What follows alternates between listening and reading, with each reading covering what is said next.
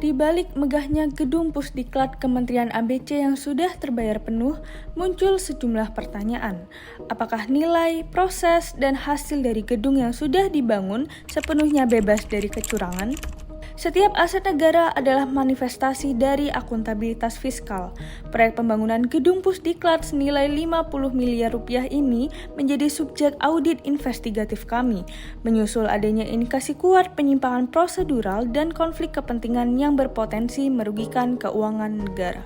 BAST ini ditandatangani 31 Desember KIS dan proyek ini telah selesai 100%. Tepat di hari penutupan anggaran. Jadi ini bukan sekedar penyelesaian proyek, tetapi juga awal dari penyelewengan. Iya, aku setuju. Semua berawal dari satu aduan publik tertanggal 4 Januari yang mengindikasikan kecurangan. Laporan inilah yang menjadi pemicu diterbitkannya surat tugas yang secara resmi memandatkan tim kami untuk meluncurkan audit investigatif. Investigasi kami menemukan benang merah krusial, hubungan personal yang erat antara pejabat FH dan kontraktor UC.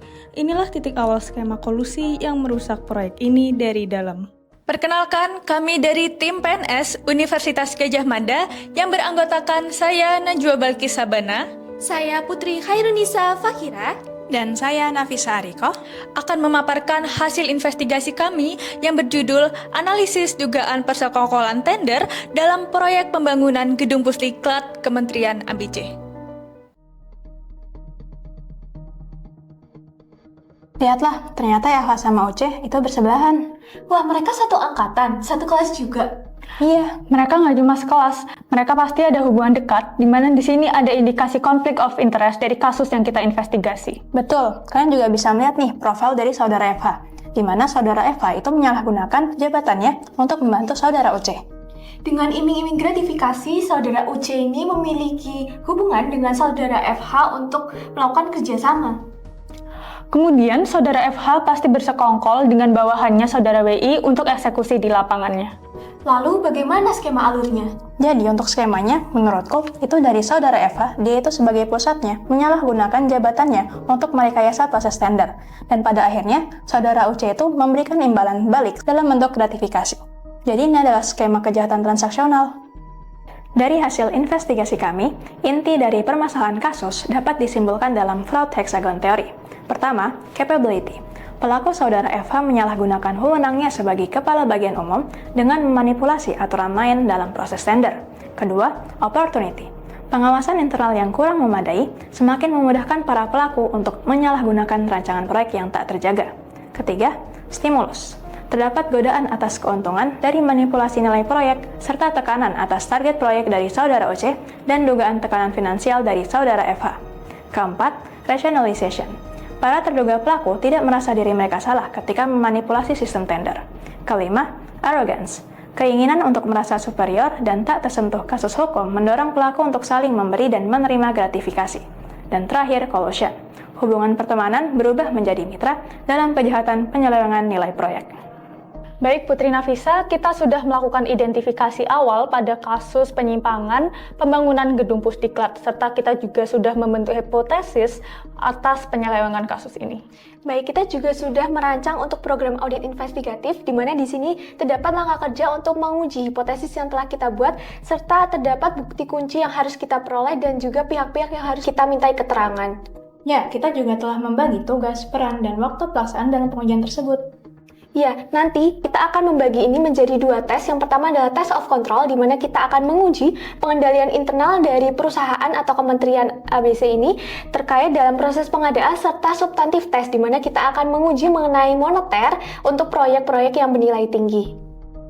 Untuk memeriksa dugaan adanya penyimpangan prosedur pelaksanaan lelang, di mana merugikan banyak pihak baik eksternal maupun internal perusahaan, diperlukan serangkaian prosedur audit, yakni melakukan inspeksi validitas dan kelengkapan dokumen lelang, mulai dari penawaran proyek hingga penunjukan pemenang. Pada tahap ini dapat pula dilakukan pengujian IT control untuk memastikan bahwa alur pengadaan yang terdigitalisasi dilakukan sesuai dengan prosedur yang berlaku. Kedua, melakukan reperforming dan inquiry kepada peserta lelang maupun PIC pengadaan untuk melakukan pemeriksaan atas prosedur lelang. Selanjutnya, melakukan inspeksi bukti primer, yakni screenshot chat perintah penyimpangan yang dilakukan oleh saudara FH kepada saudara WI. Apakah saudara pernah menerima permintaan atau arahan dari pihak tertentu untuk membantu mengamankan proses tender? Awalnya saya menolak, tetapi kata atasan saya ini adalah hal yang penting.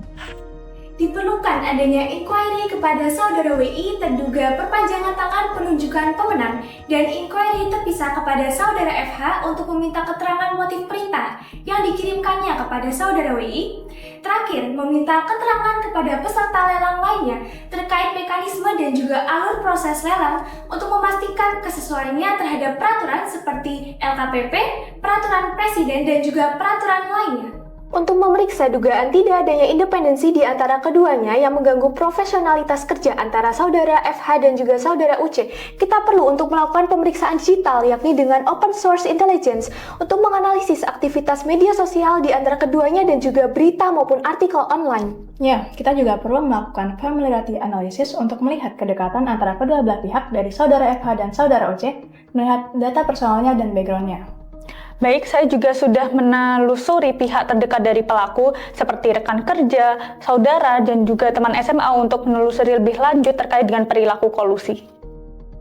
Lihat, barusan ada rekan kerja yang mengirim bukti bahwa setiap tahunnya saudara UC itu mengirimkan parcel ke saudara FH. Oh iya, ini aku juga baru melihat dari sosial medianya. Ternyata saudara FH sedang umrah bersama istrinya.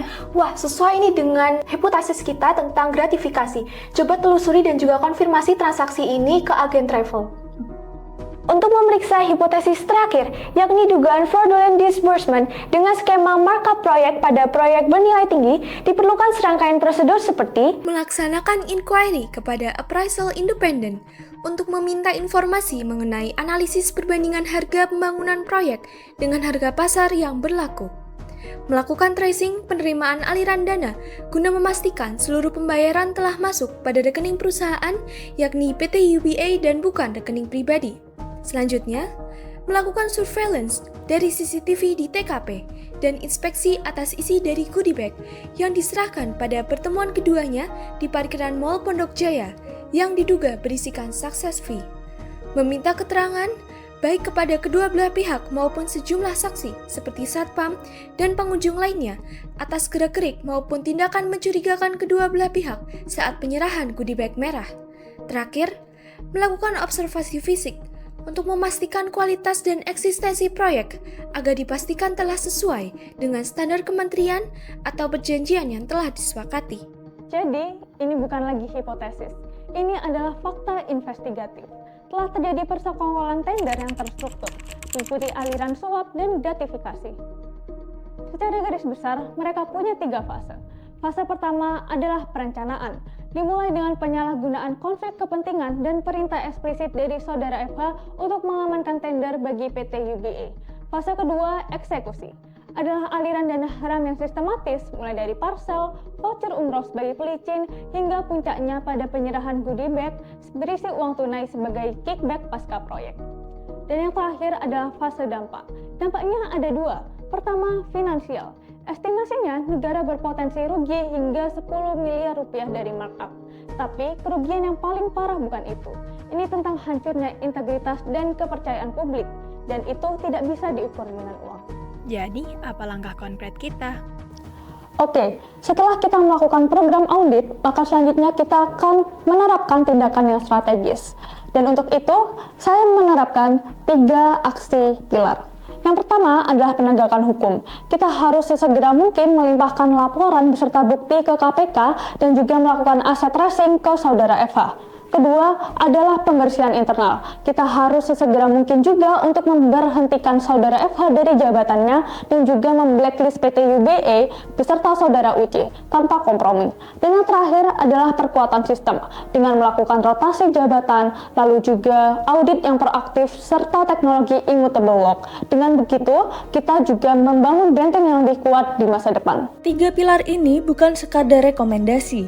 Ini adalah cetak biru untuk memulihkan integritas dan memastikan setiap rupiah uang negara bekerja untuk rakyat, bukan untuk segelintir orang.